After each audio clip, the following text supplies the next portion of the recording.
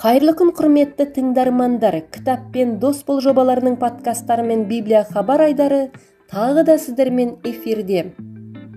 Ал біз көптен күткен алғашқы жаз айын достықтың туы биік атты мерекелік шарамен бастаймыз. Ол 2 маусым күні сағат 11:00-де өтеді. Сондай-ақ 2 маусым күні өзім оқыдым, досыммен бөлістім атты онлайн шолу байқауының қорытындысы шығарылады. Шара барысында бал бөбегім балғыным атты қолөнер көрмесі өтеді. 2 маусым күні сағат 15:00-де рәмізім елдігімнің белгісі атты дауыстап оқулары өтеді. 4 маусым сағат 11:00-де тәуелсіздікке таң белгісі бейне баян. 7 маусым сағат 11:00-де Алаштың 5 арысы танымдық сағаты және Алаш мұрасы атты кітап көрмесі. 9 маусым 11:00-де ақпарат сағаты Төле би Әлібекұлы би оратордың туғанына 360 жыл. 13 маусым күні сағат 12:00-де Нұрсәуле кинотерапиясында Тифло түсініктемесі бар фильмдердің көрсетілімі.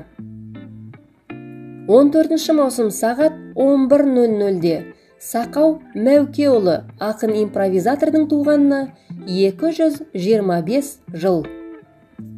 16 маусым сағат 11:00-де Алтын оймақ үйірмесі. 20 маусым кітап пен дос жобаларының подкасты Ғалым мысық айдары.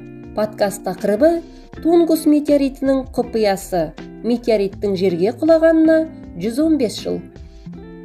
23 маусым 11:00-де Мен жастарға сенемін әдеби сағаты.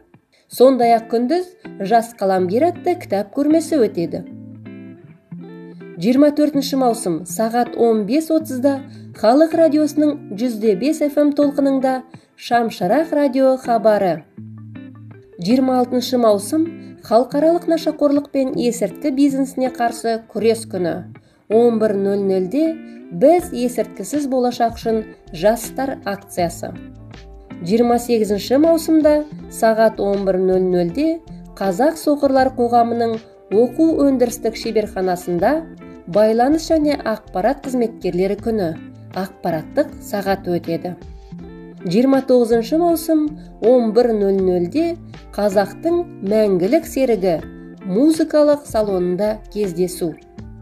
Ал 30 маусымда біз сіздермен Библия хабар айдарында кітап пен дос бол жобаларының подкасты эфирінде шілде айындағы іс-шаралар туралы хабарландырумен тағы да кездесеміз. Сіздерді Амангелді 17-1 мекенжайы бойынша күтеміз. Анықтамалар үшін 34 89 93 телефоны. Бізбен бірге бос уақытыңызды жоспарлаңыз.